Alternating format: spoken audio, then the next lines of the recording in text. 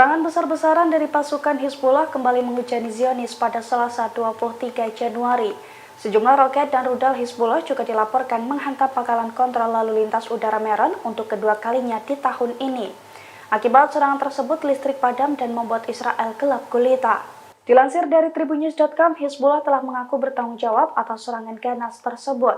Hizbullah mengklaim serangan tersebut merupakan balasan atas serangan Israel di Lebanon dan juga Suriah.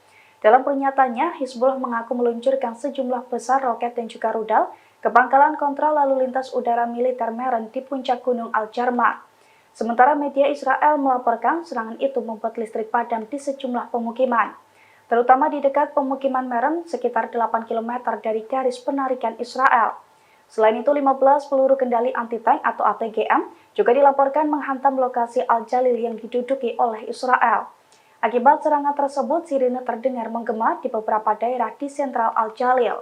Pasalnya, serangan itu terjadi sebelum pertemuan kabinet perang Israel yang seharusnya diadakan di pemukiman Israel Utara. Download Tribun X sekarang, menghadirkan lokal menjadi Indonesia.